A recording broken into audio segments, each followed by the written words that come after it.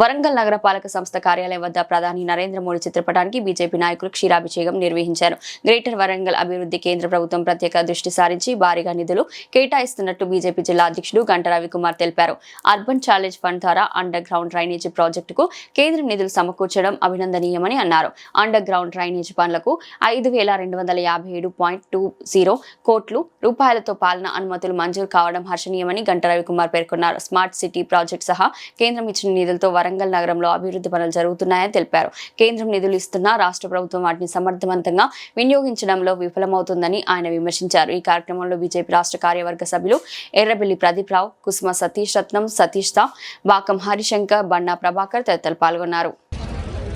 అన్నీ ఉన్నా అల్లున్నట్ల శని అన్నట్టుగా కేంద్ర ప్రభుత్వము గతంలో 10 సంవత్సరాలు పాలించిన బీఆర్ఎస్ ప్రభుత్వం, ఇప్పుడు పాలిస్తున్న రేవంత్ రెడ్డి కాంగ్రెస్ ప్రభుత్వం కేంద్రం నుంచి వచ్చిన నిధులను సరైన సమయానికి ఖర్చు పెట్టకుండా, యూసీ చెక్స్, యూసీ సర్టిఫికెట్స్ ఇవ్వకుండా ఈ వరంగల్ మున్సిపల్ కార్పొరేషన్ నుండి అనేక నిధులు వెనుకకు వెళ్ళడం జరిగింది. ఈరోజు వరంగల్ నగరానికి 3 schemes, Hriday, Amrut, smart city పథకాల ద్వారా అనేక కోట్ల రూపాయలు ఈ నగరానికి కేంద్ర ప్రభుత్వం నరేంద్ర మోడీ గారి నాయకత్వంలో మంజూరై రావడం జరిగింది. దాంట్లో భాగంగా ఉదయ్ పథకం కింద 42 కోట్ల రూపాయలు మన మహానగరానికి వస్తే ఆ 42 కోట్ల రూపాయలతోని కిలవరంగల్ యొక్క చారిత్రాత్మకమైన కట్టడాలను సుందరీకరణం చేసుకోవడం, ఖర్చు పెట్టుకోవడం జరిగింది. అక్కడ ఫసాడ్ లైటింగ్ కోసం ఖర్చు పెట్టుకోవడం జరిగింది. అదేవిధంగా భద్రకాళి చెరువు ట్యాంక్ బండ్ కోసము దాదాపు 30 కోట్ల రూపాయల దాకా ఉదయ స్కీమ్ కిందనే మనం ఖర్చు పెట్టుకోవడం జరిగింది. వాటితో పాటు ప్రసిద్ధిగాంచిన పద్మాక్షమ్మ దేవాలయము, జైన్ దేవాలయం యొక్క మరమ్మతులు, అభివృద్ధి, భక్తులకు ఎలాంటి ఇబ్బందులు లేకుండా చేసుకున్న ఏదైతే అభివృద్ధి కార్యక్రమం ఉందో అవన్నీ కూడా కేంద్ర ప్రభుత్వం ఇచ్చిన ఉదయ్ పథకం 42 కోట్ల రూపాయలు. అదేవిధంగా అమృత్ స్కీమ్ ద్వారా వచ్చిన నిధులు మన వరంగల్ గ్రేటర్ మున్సిపల్ కార్పొరేషన్కి 630 కోట్ల రూపాయలను మనం అమృత్ స్కీమ్ ద్వారా ఈ కార్పొరేషన్కి తెచ్చుకొని ఖర్చు పెట్టడం జరిగింది. ఈ 630 కోట్ల రూపాయలను ప్రధానంగా ఇక్కడ ఉన్న పాలకవర్గము కొన్ని పనులు చేసి, కొన్ని పనులు చేయకుండా నిధులు వెనుకపోయినవి ఉన్నాయి. దాంట్లో ప్రధానంగా జరిగిన పనులు మనం ఒకసారి ఆలోచన చేసుకుంటే, ఈ మహానగర పరిధిలో ఉన్న 66 డివిజన్ల విలీన గ్రామాలకి త్రాగునీరు ఈరోజు ప్రజలు తాగుతున్నారు. ఆ విలీన గ్రామాలు అంటే నరేంద్ర మోడీ గారు అమృత్ స్కీమ్ కింద ఇచ్చిన పథకాలు, నిధులు. ఆ నిధుల ద్వారా 30 వాటర్ ట్యాంకులను మనం నిర్మించుకోవడం జరిగింది.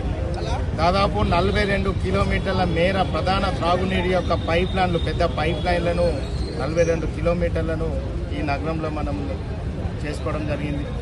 అదేవిధంగా డిస్ట్రిబ్యూషన్ పైప్ లైన్ దాదాపు 980 కిలోమీటర్లు ఈరోజు ఈ మహానగర పరిధిలో మనం మంచినీళ్ళ కోసం ఖర్చు పెట్టుకున్న డబ్బులు కేంద్ర ప్రభుత్వం నరేంద్ర మోడీ గారు ఇచ్చిన అమృత్ పథకంలోని 630 కోట్ల రూపాయలని ఈరోజు ఈ మీడియా మిత్రుల సాక్షిగా వాళ్ళ ముందు ఈ వరంగల్ గ్రేటర్ మున్సిపల్ కార్పొరేషన్ ప్రజలందరికీ చెప్తుంది. ఈరోజు మనం తాగుతున్న నీరు అంటే అది కేంద్ర ప్రభుత్వం ఇచ్చిన బడ్జెట్తోనే. మరి ఆ బడ్జెట్తోనే అభివృద్ధి పనులు చేసుకున్నాం. కానీ మెయింటెనెన్స్లో ఒక మంచి కలుషితమైన నీరు లేకుండా మంచి త్రాగునీరు ఇచ్చే చేతగాని గత 10 సంవత్సరాల బీఆర్ఎస్ ప్రభుత్వం, ఇప్పుడున్న 2 సంవత్సరాల రేవంత్ రెడ్డి కాంగ్రెస్ ప్రభుత్వం, ఇక్కడ మంత్రిగా ఉన్న కొండా సురేఖ గారు ఈ మున్సిపల్ కార్పొరేషన్లో ఉన్న 24 డివిజన్లకు ఆమె మొత్తం కూడా పట్టణంలో ఉన్న మంత్రివర్యులు కనీసం ఇక్కడ ప్రజలకు మంచి నీళ్లు కూడా ఇచ్చే పరిస్థితి లేదు. మనం చూసాం కాశీబుగ్గలో బిందెలతోనే అక్కడ మహిళలందరూ కూడా ఆ కలుషితమైన నీరుని తీసుకొచ్చి ధర్నా చేసిళ్ళు. అన్ని పత్రికలలో, అన్ని మీడియాలో కూడా వచ్చింది. అంటే కేంద్రం డబ్బులు ఇచ్చినా కూడా వాటిని ప్రజలకు మౌలిక సదుపాయాలు కల్పించడంలో ఈ 2 పార్టీల ప్రభుత్వాలు విఫలమైనవి అనేది మీ దృష్టికి తీసుకొస్తుంది. ప్రజలు కూడా ఇది గ్రహించారు.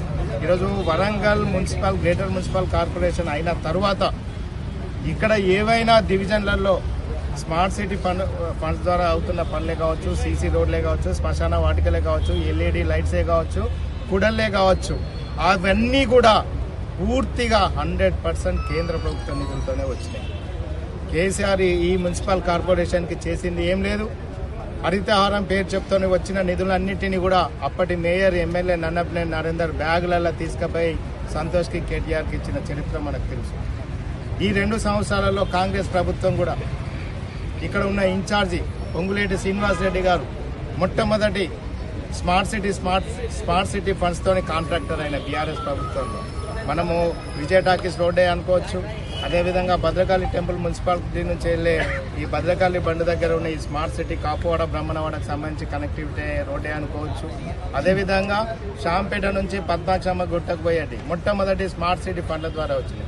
మరి అప్పుడు ఆ కాంట్రాక్టర్ అదేవిధంగా అప్పటి పరకాల ఎమ్మెల్యే చల్ల ధర్మారెడ్డి తమ్ముడు రమణారెడ్డి కాంట్రాక్టర్గా ఇక్కడ ప్రముఖంగా ఈ కాంట్రాక్టర్లు క్వాలిటీ పనులు చేయకుండా ఈ స్మార్ట్ సిటీ పనులన్నిటి కూడా రోడ్లని బాక్స్ డ్రైనేజీలు కాకుండా మళ్ళీ రౌండ్ పైపులు వేయడం వల్ల స్మార్ట్ సిటీ ఫండ్స్ మొత్తము నిధులు కూడా దుర్వినియోగమైనవి. ఈరోజు మన పక్కకున్న కరీంనగర్ చూడండి.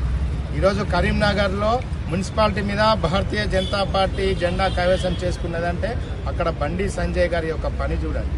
ఒక రోడ్డు ఉంటే రోడ్డు మధ్యలో డివైడర్, రోడ్డు తర్వాత ఫుట్పాత్, దానికి ఒక ఫుట్పాత్ ఎవరైతే నడుచుకుంటూ పోయే వాళ్ళకు సేఫ్టీ కోసం ఒక ఎస్ఎస్ స్టీల్ రైలింగ్, తర్వాత గ్రీనరీ, స్మార్ట్ పోల్స్, ఇవన్నీ కూడా యాజ్ పర్ సిస్టంలో స్మార్ట్ సిటీలో ఈ విధంగా వర్క్ కావాలి.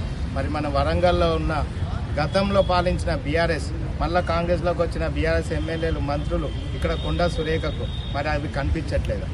ఈరోజు కరీంనగర్ ప్రజలు భారతీయ జనతా పార్టీని ఎందుకు వాళ్ళు హక్కున చేర్చుకున్నారంటే ఆ కరీంనగర్ పట్టణంలో దాదాపు 14,000 కోట్ల వరకు కూడా కేంద్ర ప్రభుత్వంతో స్మార్ట్ సిటీ పనులు అనుకోవచ్చు, ఎంపీ ఫండ్స్ అనుకోవచ్చు, బండి సంజయ్ గారు చేసిన అభివృద్ధి అనుకోవచ్చు. మరి ఈరోజు వరంగల్ మున్సిపల్ కార్పొరేషన్లో గతంలో 10 మందిని గెలిపించిన ఈ ప్రజలను మేము కోరుకుంటున్నాం. ఇక్కడ ఒక్క ఎమ్మెల్యే లేరు, ఒక్క ఎంపీ లేరు, కానీ నరేంద్ర మోడీ గారు ఈ వరంగల్ మున్సిపల్ కార్పొరేషన్కి 1,000 కోట్ల రూపాయల్లో అభివృద్ధి చేయడం జరిగింది. అదేవిధంగా నిన్నగాక మొన్న ఎన్నో ఏళ్ళ నుంచి మనం అనుకుంటున్నాం అండర్ డ్రైనేజీ అనేది ఒక కలగానే ఉంది. కానీ ఈ అండర్ డ్రైనేజీకి కావాల్సిన నిధులలో 25% అంటే దాదాపు 1,317 కోట్ల పైచిలుకు బడ్జెట్ని కేటాయించి మొన్న రీసెంట్లో మళ్ళీ ఈ మున్సిపాలిటీకి అండర్ డ్రైనేజ్ కోసం ఇస్తున్నారు. ప్రతి వర్షాకాలంలో మనం చూస్తున్నాం ఈ వరంగల్ ప్రధాన చారిత్రాత్మక కాకతీయులు పాలించిన ఈ నగరం ఇంకా ముంపు ప్రాంతంగానే ఉంది. ఎన్నో కాలనీలలో ప్రజలు వర్షాకాలం వస్తే బిక్కుమంటూ వాళ్ళు అక్కడ నివసిస్తున్నారు. అలాంటి ముంపు ప్రాంతాల నుండి బాధలు పడాలి అంటే అండర్ డ్రైనేజ్ అనేది చాలా అవసరం. దానికి కేంద్ర ప్రభుత్వం 25% అర్బన్ డెవలప్మెంట్ ఛాలెంజ్ కింద 25% ఇవ్వడం జరిగింది.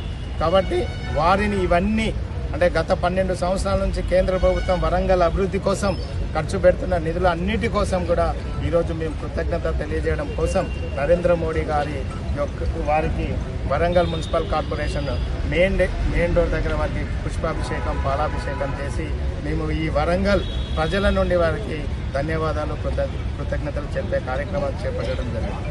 ఒకసారి ప్రజలు ఆలోచన చేయాలి. మళ్ళీ ఎన్నికలు ఈ మున్సిపల్ కార్పొరేషన్లో జరుగుతున్నాయి.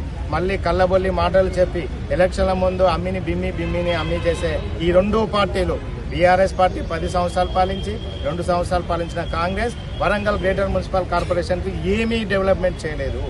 కాస్త డెవలప్మెంట్ జరుగుతున్నది ఇక్కడ అంటే అది కేవలం నరేంద్ర మోడీ గారి ఢిల్లీ నుంచి వచ్చిన నిధులనే మీకు తెలియజేస్తున్నా.